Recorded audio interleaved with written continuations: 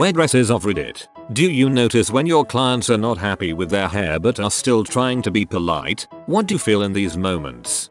I cut men's hair. The only way to know is if they tell you. However, it's not uncommon for mothers of 20-somethings and wives to call and complain on their behalf. Haha, that's rich. I'd be mortified if I found out a parent or spouse ever called. Is there a polite way of saying, you literally did the one thing I told you not to do, and now I have to wait another 4 months for it can grow and long enough to have someone else frick it up again? In the UK we say yeah, that's lovely, thanks. I'm a customer and a dude. I like simple, quick, and quiet cuts. I go to this old USSR type lady who doesn't speak during the cut. She just asks how short and gets it done. Anytime she makes a mistake, which is rare, she will say loudly you have problem, and it scares me so much I just say no and she finishes the job. Love going to her, but I know she has seen some crap, so her messing up my hair is not worth whatever she would do to me if I said yes I do have problem. My wife just went to have her hair lightened. Apparently her hairdresser left her foil on too long and a huge clump of hair fell out. She was devastated, as you might imagine. The hairdresser blamed it on her and said she moved too much. I went back to talk to her manager. My wife can be too nice sometimes, and also to show them the chemical burn on her head. Even the manager tried to blame my wife and say she had a sensitive scalp. After an hour of arguing they gave us some product thanks, and said the next treatment was on them. Nah, frick that. I did a chargeback for the cost and she'll never go back.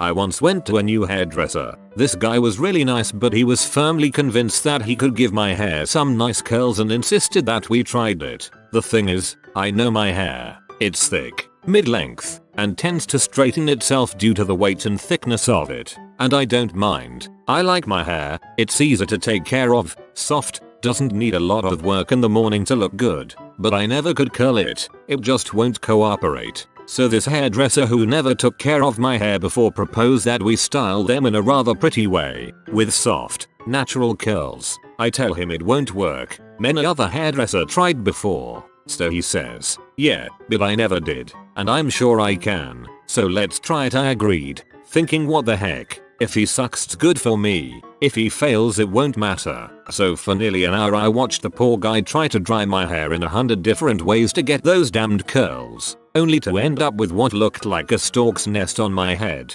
Only much cleaner and softer. He ended up more disappointed than me. He bore such a crushed look in his eyes upon realizing his defeat. While I was laughing my butt off at what I looked like. In the end I told him it didn't matter. Really, I didn't mind. In just half an hour my hair would return to its usual shape. So I paid him and left. He was so sorry he made me pay the short hair price. I went back a couple times since then, and I was happy with the result each time. That's great. Glad he understood his frick up. I definitely notice. My stomach immediately drops, and I feel a little upset that the guest doesn't like it, especially if it was a long service, but more disappointed in myself for not being the best stylist I could be. It's pretty easy to tell if they actually like it or not, because if they don't like it, they'll touch and pull on their hair more than usual, get up really close to the mirror to really inspect, and they take a minute to say anything to you instead of just looking in the mirror and being like, OMG I love it, it looks great. Usually if I see that they're not enthusiastic, I will inspect, ask questions, and try to fix it as best I can before they even leave. Are you sure that it's thinned out enough for you? Are you sure it's a good length? Those highlights are definitely gold instead of ash. Let's mix up a different toner real quick. Usually asking those questions helps you fix the problem and the guest leaves happy. You definitely can't please everyone though, so if they're still not happy after I tried to fix it, I'll do a more thorough consultation the next time and talk to another stylist about my plan for their hair to make sure what I'm doing is correct. And if they still don't like it, I refer them to another stylist. I really wish I could find an actual stylist that cares as much as you do. I hope your customers truly know what an angel you are. If only I could find such a stylist myself, and I'm a guy too, it's even harder. Till the Japanese have a term called ageatori that means the feeling of looking worse after a haircut. The Japanese seem to have a lot of terms words for strangely specific situations. Honestly, I've experienced this a couple times. I'm an open book. which my boss does not always enjoy, and if I send something, I just ask. More often than not a client will brush it off. Sometimes, they point out what they think is a flaw and I just fix it for them. No need to be scared. We're people too. Sometimes you cannot fix it. Went to a hairdresser and we talked very clearly about cutting 2 centimeters. He cut about 13 centimeters. I don't think he could have fixed this.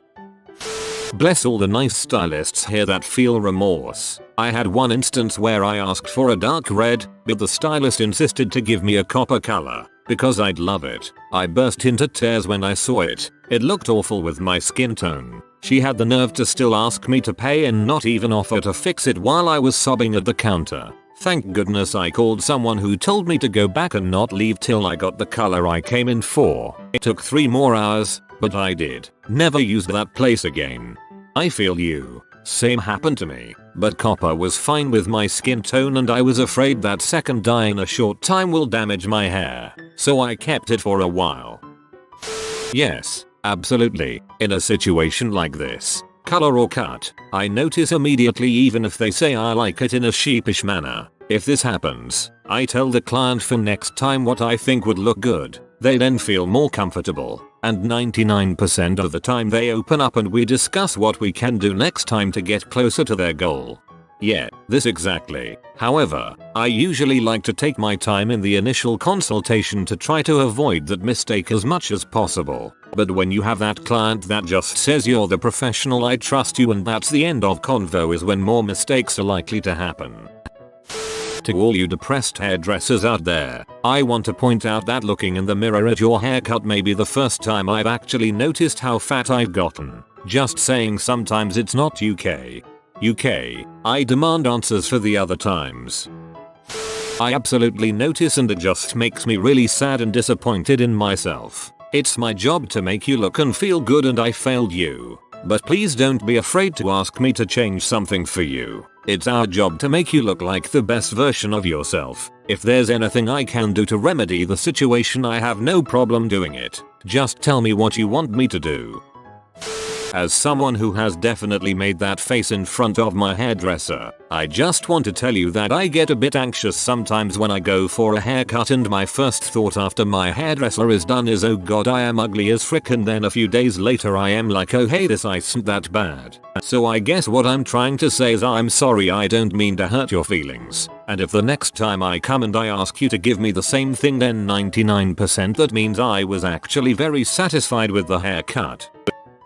As a client, I asked for a 5 all over, but the lady, who was new, accidentally gave me a 3 all over, and only noticed after she finished. She kept apologizing, so I just meekly smiled and said it's alright, paid and left. I don't think she felt too good after that. I sorta felt bad for her. When I was a student, my mum sent me a lot of money to get some serious highlights at a very posh salon. My hair is frizzy and explodes if you brush it, so the award-winning hairdressers put what they called a base layer on my hair, which would enable them to lighten it more next time. They brushed it so much I looked like a dandelion when I got out, and my hair was not a smidge lighter. I was so sad I sat in my uni room and cried. Not because of dandelion, but because I'd wasted all that money my poor mum sent me, award-winning my ass. Had a barber leave 2 nicks under my eyes when he was shaving my face. He didn't apologize for it or even mention it. Looked like a cat had scratched me under each eye. Come time to pay, I ask him about it and he chuckles and tries to tell me, oh, they'll lighten up in a few days. Never paid him or went back. I am a quiet and mumbly person, so I often worry that I give this impression to my hairdresser. I always sound unhappy, and if I try to compensate I sound sarcastic. Please don't feel bad, hairdressers. I feel you. Communication is hard. I'm so glad I've never heard this. My hairdresser is an incredibly blunt woman, and I'll just tell her I want it shorter or dyed, and she'll do it however the frick she wants. I remember one time she was asking me how much to cut, until she looked at me and said, you'll just let me do whatever, won't you? And I nodded, and she just did whatever. She's great. I have a similar setup. It's an old Korean lady that I can't understand a bit. She's super friendly, but when she talks I get about 30% of what she's saying. One time I went in and said 2 on the side, scissors on top, and she said no, too long. That was the last time I said how I wanted my hair cut. Now it is completely styled by a Korean lady and my towel.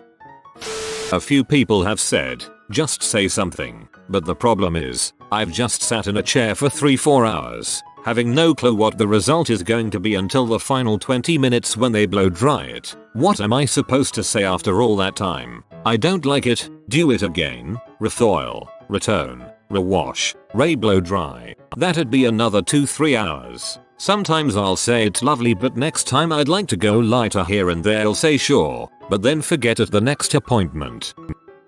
I started seeing a beautician in the early 90s. It was good. She was gentle. I loved the way she would wake me when I fell asleep under the dryer. She would gently caress my cheek, like a mom. When she would finish with my hair I felt so beautiful. Every time, I would smile at myself in the mirror and tell her, maybe I'll just wear a little lipstick with my new hairstyle. I don't want to put on blush and look too good. Even though, I would later found out, she had been through a lot. She always asked about me. Renee was so caring. As a black woman, the whole hair thing is just so much harder. Women can be catty and judgmental. Anyway, after seeing her for 3 years I broke down and shared some problems with her, and she said, you know what I'm gonna do? I'm gonna have Brother Honey pick you up for church tomorrow. Well, Brother Honey was her husband and, as it turned out, the pastor of the church. They were so kind to me. They invited me into their home and their lives. I ate their food and played with their kids. I had been in foster care, so I had no family, so they became mine. I moved around a little and at one point had to take 3 buses to get to church. Well, one Sunday after church Renee asked me to do her a favor and run some errands with her. We go to the mall and she asks me to try on some clothes for her. I'm so thick I didn't figure out what she was doing. 2 hours later I walk out with 3 bags of brand new clothes. She and her husband had 5 kids of their own, but they always opened their home and their hearts to their congregation. She met her husband when she was in high school. They'd been married longer than I had been alive. Renee died 2 years ago. I can't stand the idea of anyone else doing my hair but her. We all miss her so much. Sorry this was so long. I just got my hair cut today. I am a 29-year-old bloke with bad social anxiety, so going to the hairdressers makes me incredibly uncomfortable. Plus today I was going somewhere for the first time. Anyway, so this really attractive blonde in her mid-20s comes over and introduces herself and asks what I wanted. I asked to make me pretty, and without missing a beat she said, I am good but I am not that good. Probably the first time I've had a conversation with a hairdresser that's gone beyond small talk. I hope that made you laugh instead of feel bad. She sounded funny to me. 1 on the sides and the back, short as you can, on top with scissors. Can't frick that up. Until one woman did twice. I brought it up both times and the owner, head barber, fixed it. That woman no longer works there. Haha, this is what I get to. But some people's interpretation of a short as you can with scissors is too long. I am one of those people whose hair is stupid. No matter how it's cut or styled, I hate it until my hair settles. Usually takes about 3 or so days. Then I love the cut. But sometimes, people don't understand ginger cowlicks or the fine but gazillions of strands that make our hair flat. I cannot do long hair. I look like a drowned rat. Short, funky, make it pacey. I want texture. I need thinning. I need someone as picky as me. I have, however, worked the industry. I will always be thankful. I point out things I do not like, and they are quickly fixed. To our hairdressers, thank you for being so dang flexible. Thank you for letting criticism roll off, at least in front of your clientele. I have had a few good sobs in the back myself, and thank you so much for being our therapists and friend. Ginger with cowlicks here too, and a widow's peak. My hairdresser deserves a medal. This is gonna sound weird, but where the frick do you look when you're getting a haircut? I don't want to look at her cutter because it feels like I'm judging it or some crap, so I end up just staring at the table and the products laying around. Once I take my glasses off, I'm basically blind, so I just smile vaguely at the blurriness around me. No lie, I once went for a haircut, and when asked what I wanted and after telling the hairdresser what I wanted, I was promptly told, "Oh, you aren't good looking enough for that style." I was deeply insulted, but being English I smiled, laughed and agreed, paid, left and never returned. BTW, I am definitely no stunner, but I am also far from average looking either. Hairstylist for 15 years here. It does indeed suck when someone won't fully tell you the truth about how they like the end result. You really can see it in their eyes or read their body language. However, I've realized a few things over the years. Some people really struggle to explain what they want. If a consultation takes 15 minutes or more, they are difficult AF and you do not want them as a client. I will repeatedly ask questions just to make certain that we're both on the same page. Please don't get annoyed. I don't want you to leave unhappy. You can't please everyone. There are miserable people in this world who want everyone else to be just as miserable as them. Finding a great hairstylist barber can be like finding a great doctor or mechanic. You're not going to like everyone, but you'll eventually find one that's perfect enough for you. There are many more things, but it's really late and I'm exhausted. These were the first things that came to mind. I'm a type of person who doesn't know how to really get excited. Even on Christmas I'm happy to have gifts, but I don't know how to express happiness to a sufficient level. Getting my hair done is terrible. I don't know how to experiment with my hair. Things that I like, I'm told my hair won't do it or it takes upkeep that I won't be able to keep up with. So I get my hair done and I don't want to keep conversation with the hair lady. I just want it to be done and over with, and the anxiety of having to look excited freaks me out. It's a new haircut. You're going to have to give me like 2 days to get used to it. I hate going to the hairdresser. All the ones I've been to can't figure out what to do with curls. Last time I've been to a very renovated salon, they thinned the ends, gave me what I baptized staircase strand, where the lock close to my forehead was 10 centimeters shorter than the rest, and splat tons of conditioning products on it. It took weeks to get rid of the product so that my hair was finally curly again, and 3 years to get rid of that dang cut. After years of literal fear of hairdressers, I've managed to find one who does what I want, but it's too expensive to go too often. If I only want a trim, they find the way to put some crap on my hair so that the bill skyrockets. And still, every time I went was a clump of nerves. I didn't need to shower because of the hair afterwards, but because of the nervous sweat. Eventually, I got the simplest straight cut, made my hair grow wild and cut it myself. To all the nice hairdressers out there, I'm sorry, but I've lost faith. I'd rather look like a wild witch than hate my hair, my life and your entire profession. My barber is 95, been cutting hair most his life. The first time I went and I just sat down and he started cutting. Best cut of my life. I don't know what I'm gonna do in a few years when he's dead. Has anyone been dumped by their hairdresser? I felt like we were on the rocks, but she wasn't communicating with me, so I ghosted her. I'll never know what I did, but at one point she said you just got your hair cut after not seeing her for a month and wanting another one. She's cheating on you with other customers. Sorry you found out like this.